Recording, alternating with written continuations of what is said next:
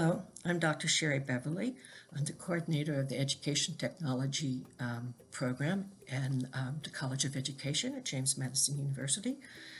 My background is education of students with disabilities and students of diversity, which is a very broad range, but I was asked to speak to you about access from my perspective.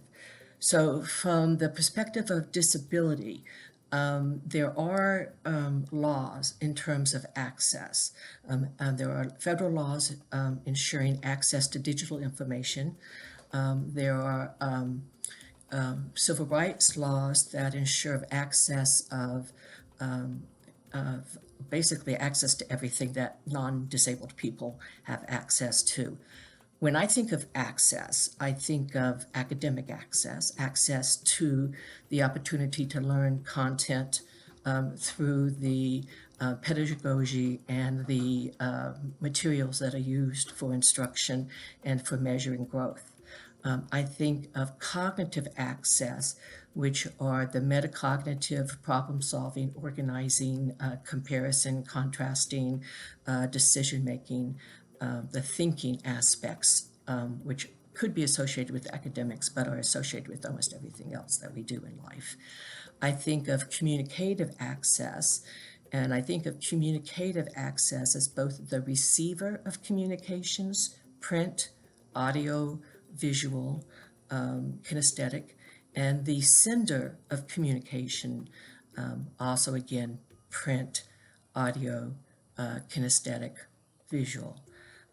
And when we think about communication, the paralanguage, the non-language aspect of communication can be especially important when trying to think about access and persons with disabilities, English language learners, and persons from different learning experiences that are not the typical American school-based learning experience or work-based learning experience. So we have academic, cognitive, communicative, social. And this is a really important one when you're thinking about access to digital information, that persons with disabilities and persons who are culturally different tend to be more isolated anyway, or in smaller groups, have more limited social networks or more limited social engagement. Part of that could be because they have inadequate social skills. Part of it could be because people misread their social cues. But when you think about digital information or multimedia information, and you think about how it's delivered, it has to have the, okay, let me see if I can say this for you. It has to be such that it doesn't isolate people, but it brings people together and networks people. So the social is really important. And then developmental. And when we say developmental, we're usually thinking physical. So how can I physically access that digital information or that multimedia product? There are a lot of technology, especially assistive technology, but now just regular technology, software apps that allow for access for persons with disabilities.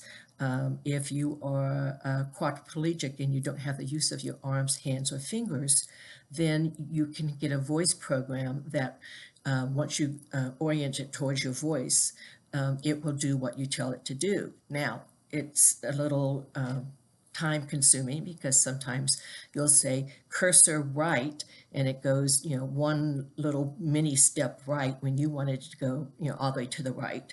And sometimes it'll have problems understanding your diction, but you get there. We have just the reverse for someone who is blind and cannot read what's being presented. If it's being presented through the computer, then we have text to voice, so that whatever text is on the screen, we can see.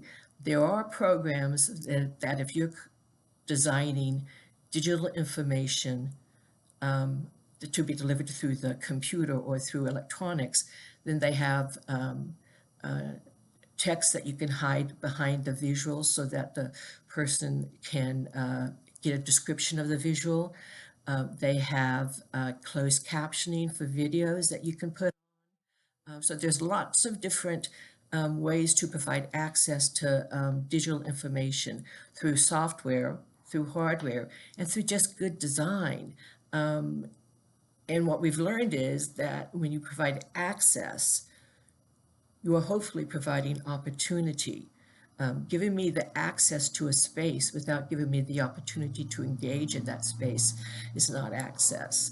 So access is a process of entry, let's say, opportunity, encouragement, engagement, ongoing critical feedback, and reflection. So access is a whole process, but we start by giving you entry, if you will. And we can give you entry through a lot of software, hardware, assistive technology, and just really good planning of and designing of the environment and the information and how it's being delivered to the person. So that was my very quick introduction and overview of access from the perspective of disability and diversity. And there's so much more that if you want to talk about this, it's one of my favorite subjects. So find me and we'll talk via social distance.